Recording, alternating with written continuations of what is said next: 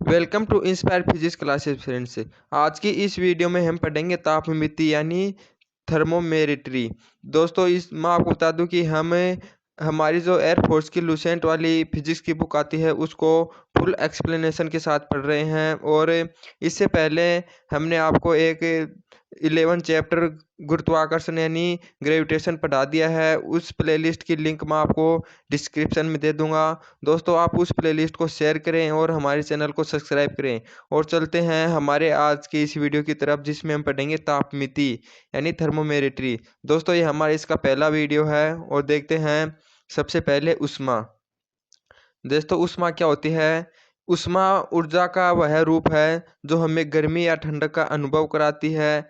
जब दो वस्तुओं के बीच ऊर्जा का स्थानांतरण उसके तापांतर के कारण होता है तो स्थानांतरित ऊर्जा को ऊष्मा कहते हैं। ऊष्मा का अस्तित्व पदार्थ में अणुओं की गति के कारण होता है।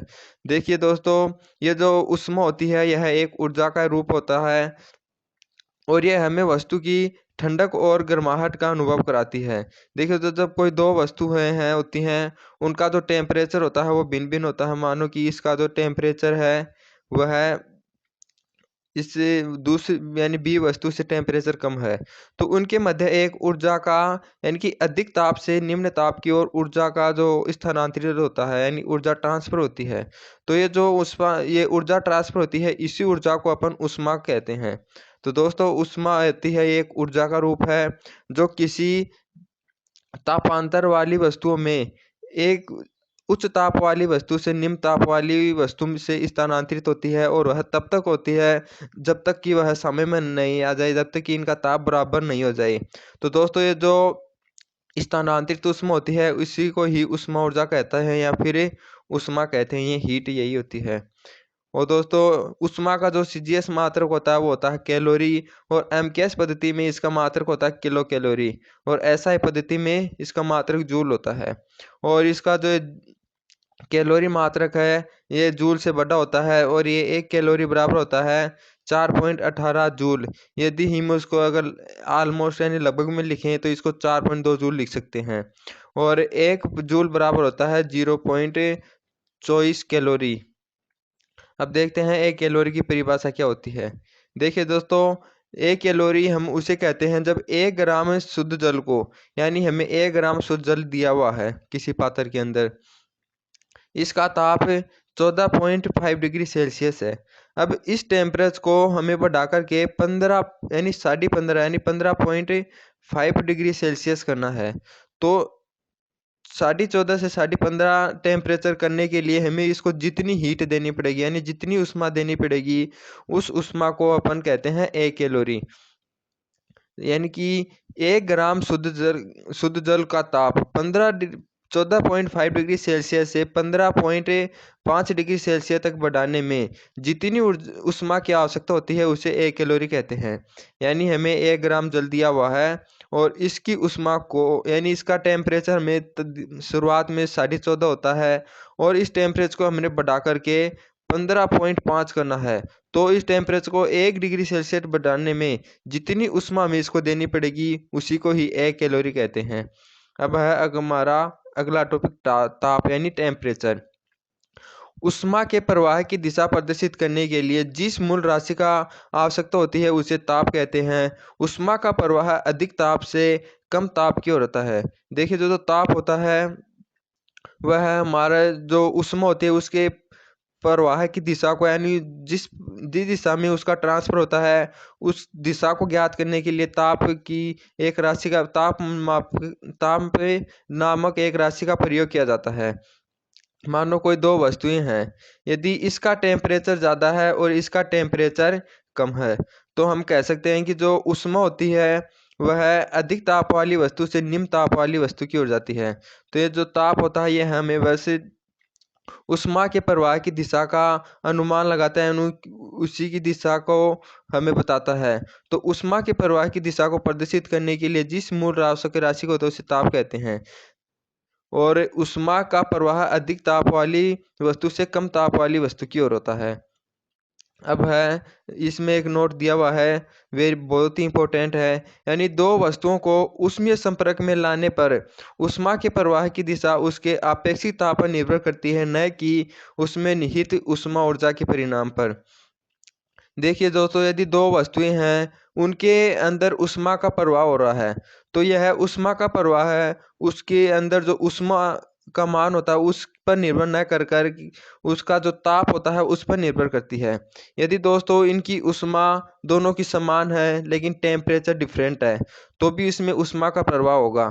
यदि इनका टेम्परेचर समान है लेकिन ऊष्माएं भिन्न भिन्न है, तो इसके अंदर ऊष्मा का प्रवाह नहीं होगा, क्योंकि जो ऊष्मा का प्रवाह होता है वह टेम्परेचर पर निर्भर करता है, न कि ऊष्मा के माप पर। यही में इसमें बताया गया है दोस्तों, इस बात को नोट करना बहुत ही इंपॉर्टेंट है। यानी दो वस्तुओं को ऊष्मीय संपर्क में लाने पर ऊष्मा का प्रवाह है उसके प्रवाह जो होता है आपेक्षिक ताप पर निर्भर करता है, न कि ऊष्मा ऊर्जा के परिणाम पर। यही मैंने आपको बताया है। अब है तापीय साम्य, यानी थर्मल इक्विलिब्रियम क्या होता है। तापीय साम्य दो वस्तुओं की वह अवस्था होती है जब दोनों वस्तुओं को संपर्क में रखने पर कुछ देर बाद उसके ताप यानी बराबर होने वाले हो जाते हैं, और इस अवस्था में दोनों वस्तुएं एक दूसरे के ताप के समीप होती हैं। यानी दोस्तों में बताया गया है कि हम जानते हैं कि दो वस्तुओं में यदि टेम्परेचर डिफरेंट है, तो इसमें जो हीट होती है यानी ऊष्मा, उसका ट्रांसफ़र होता है। और यह ट्रांसफ़र जब तक होता है जब तक कि उनका टेम्परेचर समान न हो जाए। देखिए दोस्तों, जब उनका टेम्परेचर समान हो जाता है तो इस अवस्था में उनके मध्य ऊष्मा का ट्रांसफ़र होना बंद हो जाता है। तो इस यह जो अवस्था होती है जिस अवस्था में ऊष्मा ट्रांसफ़र नहीं होती, उसे ही अपन तापीय साम्य कहते हैं। यानी उसका टेम्परेचर समान हो जाता है और ऊष्मा का प्रवाह बंद हो जाता है। यानी जब दो वस्तुएं होती हैं उनका टेम्परेचर शुरुआत में भिन्न भिन्न होता है, T1 या T2, यानी T2 मान ले ज़्यादा हैं, तो ऊष्मा का प्रवाह उच्च ताप वाली वस्तु से निम्न ताप वाली की ओर होगा। और यह तब तक होगा जब तक T1 इज इक्वल टू नहीं हो जाता T2 के। जैसे ही T1 और T2 बराबर हो जाएंगे यानी टेम्परेचर, ऊष्मा का प्रवाह रुक जाएगा। यानी कि ऊष्मा का प्रवाह न तो इधर से इधर होगा, न इधर से इधर, क्योंकि उसका टेम्परेचर बराबर हो जाएगा। यह जो अवस्था होगी उसे ही अपन तापीय साम्य में कहते हैं। तो यानी कि तापीय साम्य की दोबारा पढ़ते हैं। यानी तापीय साम्य दो वस्तुओं की वह अवस्था है जब दोनों वस्तुओं को संपर्क में लाने के कुछ देर बाद वे बराबर ताप वाले हो जाते हैं, उनका टेम्परेचर समान हो जाता है। इस अवस्था में दोनों वस्तुएं एक दूसरे के तापीय साम्य में कहा जाता है। अब है नेक्स्ट क्वेश्चन। नेक्स्ट पॉइंट है ऊष्मागतिकी का शून्यवान नियम।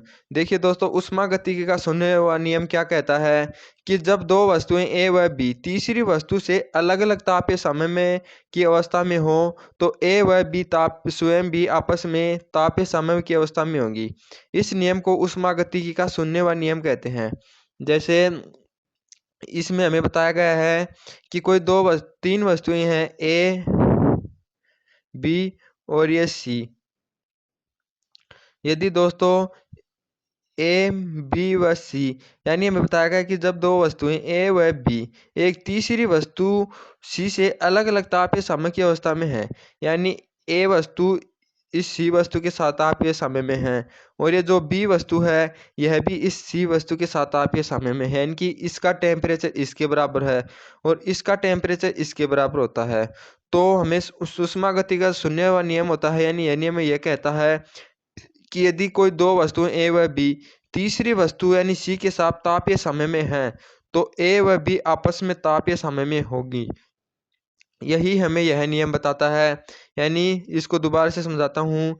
यदि कोई तीन वस्तुएं हैं ए बी और ये यहाँ पर तीसरी वस्तु है सी, हमें बताया गया है कि यानी दो वस्तुएं ए व बी होती हैं, तीसरी वस्तु के साथ यदि तापीय साम्य में हैं, यदि हमें ज्ञात हो जाता है कि ए और बी सी आपस में तापीय साम्य में है और ये दो भी यानी तापीय साम्य में है, इनकी इसका टेम्परेचर बराबर है इसका भी, तो ये दोनों भी तापीय साम्य में ही होंगी, यह आवश्यक है। यानी कि ए और बी का टेम्परेचर भी समान ही होगा।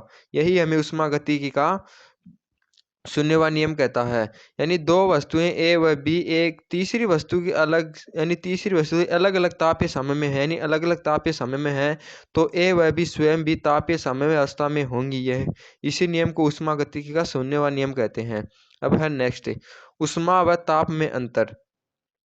देखिए दोस्तों, जो ऊष्मा होती है वह एक ऊर्जा का स्वरूप होता है, परंतु ताप किसी वस्तु की ताप या अवस्था होती है। देखिए दोस्तों, ताप होता है वह हमें उसकी अवस्था का नॉलेज प्राप्त करवाता है, यानी उसका ज्ञान देता है या उसकी अवस्था को प्रदर्शित करता है। बल्कि जो ऊष्मा होती है वह एक ऊर्जा का रूप होता है, उसका वस्तु की अवस्था से कोई संबंध नहीं होता है। जैसे इसका टेम्परेचर 100 डिग्री है, तो हमें इसकी अवस्था यानी कि इसमें कोई जल है यानी कोई द्रव है और इसकी जो टेम्परेचर 100 डिग्री सेल्सियस दिया हुआ है, तो हमें इसकी अवस्था के बारे में पता चल जाता है, यानी कि यह वाष्प के अंदर बदलने वाली है, यानी कि इसका वाष्पन हो रहा है। और यदि इसका 0 डिग्री सेल्सियस है तो हम कह सकते हैं कि इसका यह हिमांक बिंदु है, यानी यहाँ पर यह बर्फ है और यहाँ पर यह गैसीय अवस्था में बदल रही है 100 डिग्री सेल्सियस पर। बल्कि जो ऊष्मा होती है, यदि इसकी ऊष्मा कितनी भी हो, ऊष्मा से हमें ये नॉलेज नहीं होता कि वस्तु किस अवस्था में है। उस जो ऊष्मा होती है यह केवल ऊर्जा का ही रूप होती है, यानी एक वस्तु से दूसरी वस्तु के अंदर ट्रांसफर होती है, यानी एक निकाय से दूसरे निकाय के अंदर ट्रांसफर होती है। इससे अवस्था से कोई लेना देना नहीं होता है। तो देखिए, यही बताया गया है, जो ऊष्मा होती है वह तो एक ऊर्जा का स्वरूप है, परंतु ताप किसी वस्तु की तापीय अवस्था है, यानी अवस्था के बारे में नॉलेज बताता है ताप। अब है दूसरा पॉइंट है, दो वस्तुओं को परस्पर संपर्क में लाने पर उसके बीच ऊष्मा के प्रवाह की दिशा उसके आपेक्षिक ताप द्वारा निर्धारित होती है, न कि ऊष्मा के परिणाम के द्वारा। दोस्तों, ये ऊपर भी बताया गया है कि यानी कि कोई दो वस्तुएं हैं, उनके मध्य ऊष्मा का स्थानांतरण हो रहा है, यानी ऊष्मा का प्रवाह हो रहा है, तो यह उसके टेम्परेचर के मान पर निर्भर करता है, न कि ऊष्मा के मान पर। यानी कि यदि इनको ऊष्मा समान है तो भी इनके अंदर जो ऊष्मा का प्रवाह होगा वह होगा, बल्कि यदि इनका टेम्परेचर समान हो जाए तब उनका प्रवाह नहीं होगा। और अधिक टेम्परेचर से निम्न टेम्परेचर वाली ओर ही ऊष्मा का प्रवाह होता है। यानी कि जो ऊष्मा का प्रवाह होता है वह इनके जो ताप होते हैं उनके आपेक्षिक मान यानी इनके अंतर पर निर्भर करता है, न कि ऊष्मा के परिणाम पर। अब है नेक्स्ट पॉइंट, दो वस्तुओं में उस दो वस्तुओं में ऊष्मा के परिणाम समान होने पर भी उनके ताप भिन्न भिन्न हो सकते हैं। देखिए दोस्तों, जो ऊष्मा और ताप है वो उनका आपस में कोई संबंध नहीं होता। यदि कोई दो वस्तुएं हैं, उनमें ऊष्मा के परिणाम बराबर हैं लेकिन टेम्परेचर भिन्न भिन्न है, तो यानी कि यह हो सकता है इनकी इनके टेम्परेचर भिन्न भिन्न हो सकते हैं और इस अवस्था में इनके अंदर ऊष्मा का ट्रांसफर भी होगा। और यदि दो वस्तुओं में ताप समान है तो उसमें ऊष्माओं का परिणाम भी भिन्न भिन्न हो सकता है। यानी कि हमें दो वस्तुएं दी हुई हैं, इसका टेम्परेचर है 20 डिग्री सेल्सियस, इसका टेम्परेचर 20 डिग्री सेल्सियस, तो हम यह नहीं कह सकते कि ऊष्मा भी इसमें समान होगी। यानी कि टेम्परेचर समान होने पर भी इसमें ऊष्मा ऊष्मा का जो मान होता है वो भिन्न भिन्न हो सकता है। लेकिन इस अवस्था में बता दूं कि ऊष्मा का ट्रांसफर नहीं होगा, क्योंकि यह तापीय समय में है। यदि इनका ताप समान हो जाए दो वस्तुओं का, वह वस्तुएं होती हैं आपस में तापीय समय में होती हैं। अब है एक लास्ट पॉइंट है इसका, ताप अपरिवर्तित रहते हुए भी ऊष्मा के आदान प्रदान द्वारा किसी वस्तु की अवस्था में परिवर्तन किया जा सकता है।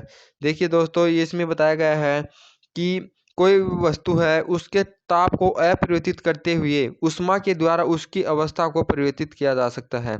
यानी कि इसका कहना यह है कि यानी कि यदि कोई हमें वस्तु दी है, यानी जल दिया हुआ मानो, और यह द्रव अवस्था में है, तो दोस्तों यदि इसका टेम्परेचर 100 डिग्री सेल्सियस है, यदि इसके टेम्परेचर को बिना चेंज किए यानी कि 100 डिग्री सेल्सियस ही होगा, लेकिन इसको निरंतर ऊष्मा दी जाए, और तो एक ऐसी अवस्था प्राप्त हो सकती है कि इनका टेम्परेचर तो 100 डिग्री सेल्सियस ही रहेगा, लेकिन जो ये पदार्थ है इसकी अवस्था चेंज हो जाएगी, यानी कि यह द्रव्य से गैस में अंदर बदल जाएगा, लेकिन गैस के अंदर भी इसका टेम्परेचर होगा 100 डिग्री सेल्सियस।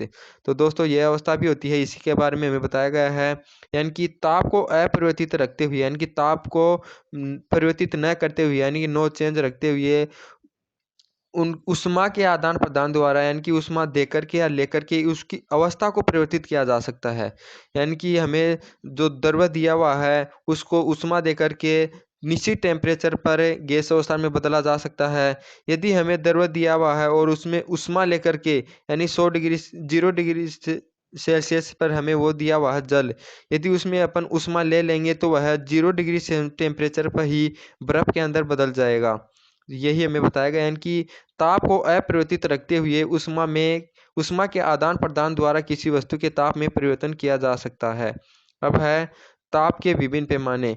देखिए दोस्तों, ताप होता है उसको मात्रक होते हैं, यानी कि पैमाने यह बहुत होते हैं, इनको 5 पैमाने के अंदर नापा जा सकता है, और भी होते हैं लेकिन हमारे सिलेबस में 5 ही पैमाने दिए हैं। पहला है सेल्सियस। देखिए दोस्तों, हर पैमाने के 2 पॉइंट निकाले गए हैं और उनका अंतर उसी के द्वारा आपस में, यानी कि जो ये मात्रक होते हैं उनके अंदर संबंध भी निकाला जाता है। जैसे जो सेल्सियस होता है उसको संकेत होता है डिग्री सेल्सियस यानी सी से दर्शाते हैं, और जो हमारा जल होता है उसका लिए हिमांक बिंदु होता है यानी 100 डिग्री सेल्सियस, और जो भाप बिंदु होता है सेल्सियस के अंदर होता है वो होता है 100 डिग्री सेल्सियस, और इनका जो डिफरेंट होता है वो होता है 100।